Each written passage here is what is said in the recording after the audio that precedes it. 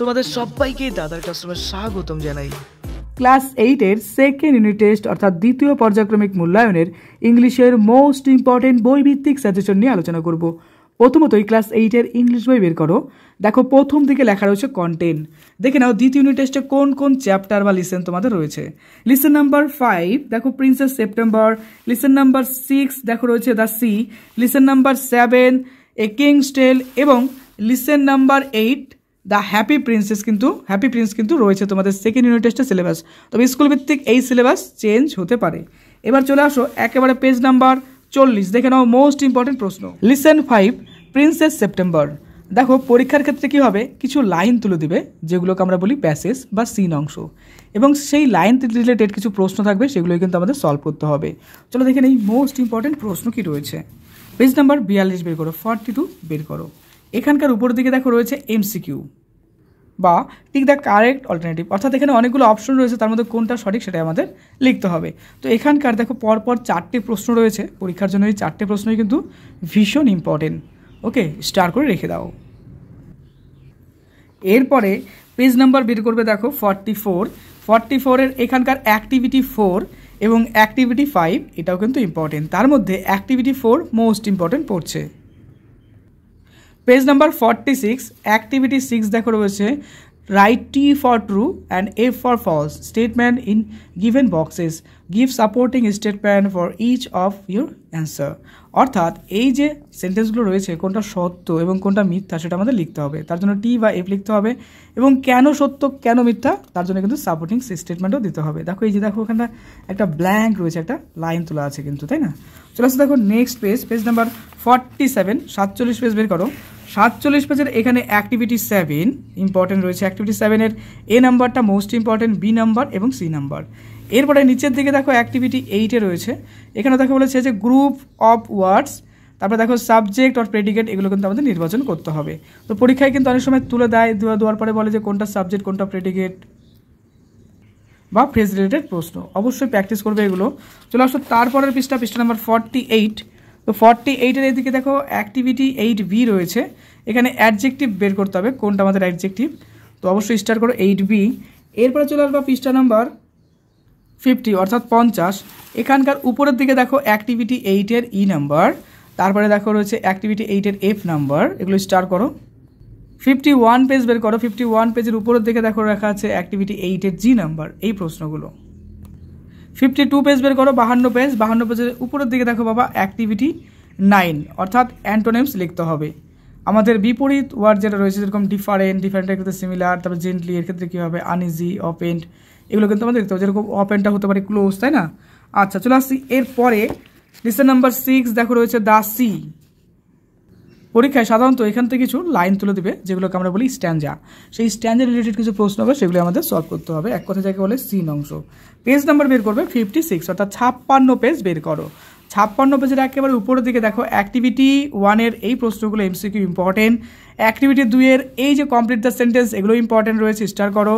তারপরে চলে আসো দেখো অ্যাক্টিভিটি 4 এই প্রশ্নগুলো অ্যাকশন এবং ডান বাই হুম, বুঝতে পারলে, এগুলো স্টার করো। তারপরে চলে আসো পৃষ্ঠা নাম্বার 57 অর্থাৎ 57 পেজ। 57 পেজের উপরের দিকে দেখো রয়েছে দেখো অ্যাক্টিভিটি 5-এর এ বি, তারপরে একেবারে নিচের দিকে দেখো আছে অ্যাক্টিভিটি 6-এর বি। এখানে এই যে লাইনগুলো সেন্টেন্সগুলো রয়েছে তার মধ্যে কোনটা noun phrase, adjective phrase, adverb phrase, সেগুলো কিন্তু আমাদের লিখতে হবে। পেজ নাম্বার 58 বের করবে। 58-এর একেবারে উপরের দিকে চলে আসো, দেখো অ্যাক্টিভিটি 6C রয়েছে মেন এবং প্রিন্সিপাল ক্লোজ আমাদের নির্বাচন করতে হবে, এবং তার সঙ্গে সঙ্গে ডিপেন্ডেন্ট ক্লোজ সেটাও কিন্তু নির্বাচন করতে হবে। মেন ক্লোজ, ডিপেন্ডেন্ট ক্লোজ সেটা কিন্তু বের করতে হবে এই সেন্টেন্সগুলো থেকে। এরপর নিচের দিকে চলে আসো, দেখো অ্যাক্টিভিটি 7-এর make meaningful sentence of your own with the following words, অর্থাৎ এই যে শব্দগুলো রয়েছে এগুলোতে আমাদের একটা বাক্য রচনা তৈরি করতে হবে। ওকে, এগুলো স্টার্ট করো। চলে আসছি পরের পেজ 59 পেজ। এখানকার ইম্পর্টেন্ট প্রশ্ন দেখো পোস্টার মেকিং। পোস্টার মেকিং তুমি কীভাবে করবে তার টোটাল প্রসেস কিন্তু আমাদের লিখতে হবে। তো পোস্টার মেকিং ভালো করে পড়ে রেখো। লিসেন 7 এ কিংস টেল, এখানকার ইম্পর্টেন্ট প্রশ্ন 61 পেজে পেয়ে যাবে। অ্যাক্টিভিটি 1-এর এই প্রশ্নগুলো স্টার্ট করো। এগুলো সব টিক দ্য কারেক্ট অল্টারনেটিভ অর্থাৎ এমসিকিউ আকারে রয়েছে, অবশ্যই প্রিপারেশন করবে। চলে আসছি নেক্সট পেজ 64 অর্থাৎ 64 পেজ বের করো। এখানকার উপরের দিকে দেখো অ্যাক্টিভিটি 4, অ্যাক্টিভিটি 5-এর এই প্রশ্নগুলো স্টার্ট করো আর ভালো করে প্রিপারেশন করো। অনেক বেটার একটা রেজাল্ট কিন্তু তোমার তৈরি করতে হবে। তারপরে 66 পেজ বের করো, 66 পেজ একেবারে উপরের দিকে দেখো অ্যাক্টিভিটি 6-এর এইগুলো ট্রু ফলসের এই প্রশ্নগুলো পড়বে। তারপরে 67 পেজ বের করো, অ্যাক্টিভিটি 8A, দেখো অ্যাক্টিভিটি 8A এগুলো দেখাও। তারপরে চলে আসো পরের পেজ 68 পেজ, 68 পেজের উপরের দিকে দেখো কিছু প্রশ্ন রয়েছে, দেখো অ্যাক্টিভিটি 8D স্টার করো। এরপরে পেজ নাম্বার 69 দেখো অ্যাক্টিভিটির একটাই ইম্পর্টেন্ট আমি বলবো এক্ষেত্রে, অ্যাক্টিভিটি 10B একটা সামারি লিখতে হবে কিন্তু এই প্যাসেজের উপর ডিপেন্ড করে।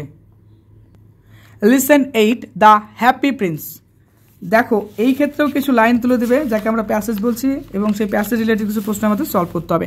74 পেজ বের করো, এখানকার অ্যাক্টিভিটি দেখো 1-এর প্রশ্নগুলো ইম্পর্টেন্ট, অ্যাক্টিভিটি 2-এর এই প্রশ্নগুলো ইম্পর্টেন্ট আছে, দেখো complete the following sentence with information from the text, অর্থাৎ টেক্সটের থেকে ইনফরমেশন নিতে হবে এবং আমাদের এগুলো সলভ করতে হবে বা পূরণ করতে হবে। 76 পেজ বের করো, দেখো এখানকার অ্যাক্টিভিটি 4 অ্যাক্টিভিটি 5 ইম্পর্টেন্ট স্টার করো। এরপরে চলে আসবে পরের পেজে, দেখো পেজ নাম্বার 80 বের করবে, 80 পেজের এখানে দেখো অ্যাক্টিভিটি 6 স্টার করবে। তারপরে দেখো 7-এর A number, C number, D number. Okay, page number 81 বের করো, 81 পেজের একেবারে উপরের দিকে দেখো আছে অ্যাক্টিভিটি 8A, এগুলো স্টার করো। আর নিচের দিকে দেখো আর একটা পার্ট রয়েছে, এটা স্টার করবে, এখানে subject, verb, word, punctuation marks নির্ণয় করতে হবে।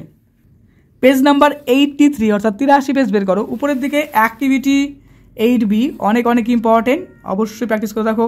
ইনডাইরেক্ট স্পিচ করতে হবে। তারপরে অ্যাক্টিভিটি 9 এখানে দেখো অ্যানাটমিক্স করতে হবে, এটাও স্টার্ট করো।